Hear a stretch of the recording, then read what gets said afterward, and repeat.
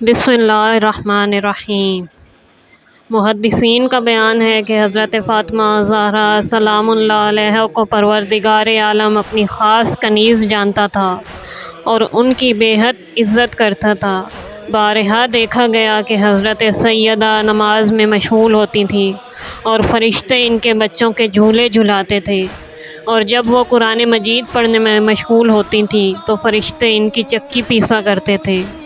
پیغمبر اسلام صلی اللہ علیہ وآلہ وسلم کی حیات میں فاطمہ زہرا سلام اللہ علیہا کی قدر و منزلت، عزت و توقیر کی کوئی حد نہ تھی، مگر وہ فاطمہ کہ جن کے لیے فرشتے کام بجا لاتے تھے بعد رسول خدا صلی اللہ علیہ وآلہ وسلم، ان پر وہ مظالم کیے گئے جو کسی عام بیٹی پر بھی والد کی وفات کے بعد نہیں کیے جاتے۔ جب رسول خدا صلی اللہ علیہ وآلہ وسلم کی تدفین ہو گئی، اس کے بعد کچھ صحابہ نے کوشش کی کہ حضرت علی علیہ السلام سے خلیفہ اول کے لیے بیعت لی جائے، لہٰذا حضرت علی علیہ السلام مصلحت کے تحت گوشہ نشین ہو گئے، جس پر خلیفہ دوم آگ اور لکڑیاں لے کر آئے اور کہا، گھر سے نکلو ورنہ ہم آگ لگا دیں گے۔ یہ سن کر فاطمہ دروازے کے قریب آئیں اور فرمایا کہ اس گھر میں رسول صلی اللہ علیہ وآلہ وسلم کے نواسے امام حسن اور امام حسین بھی موجود ہیں۔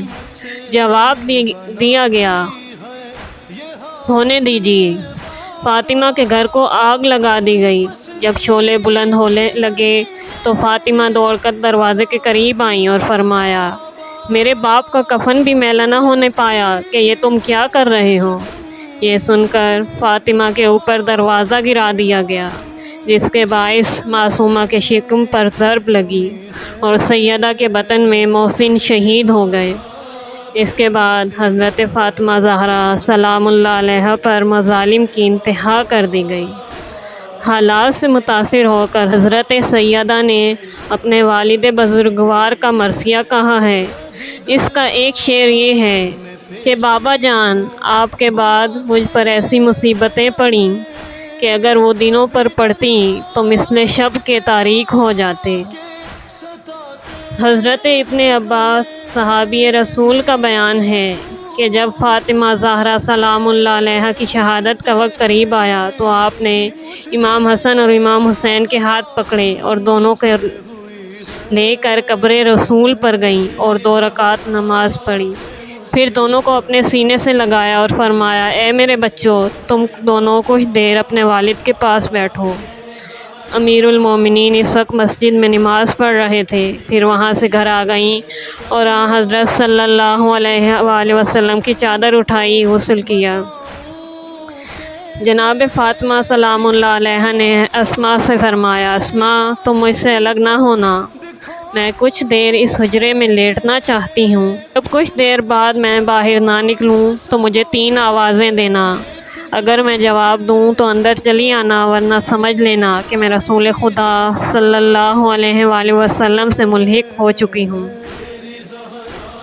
اس کے بعد 2 رکعت نماز پڑھی اور پھر لیٹ گئیں اور اپنا منہ چادر سے ڈھانپ لیا۔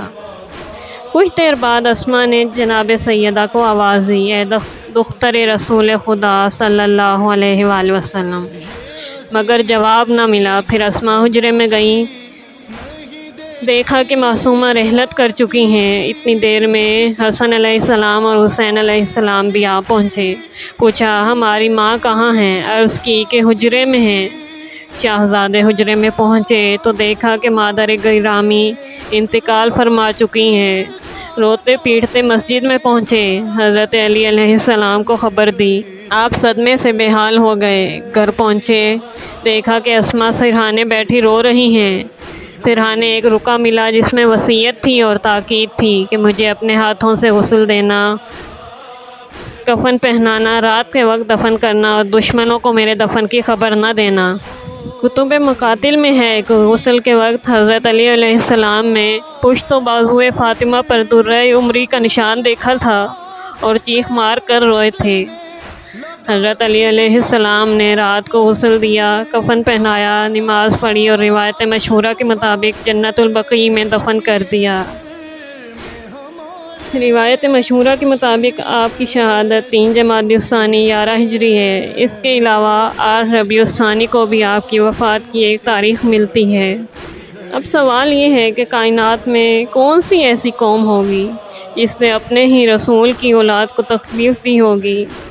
مسلمانوں نے اپنے ہی رسول کی اولاد کو وہ تکالیف اور مظالم کیے کہ کوئی سوچ بھی نہیں سکتا، جس کی ابتدا حضرت فاطمہ زہرا سلام اللہ علیہا کی شہادت سے ہوئی اور انتہا کربلا میں کر دی گئی کہ جہاں ایک ہی دن میں زہرا کا بھرا گھر شہید کر دیا گیا۔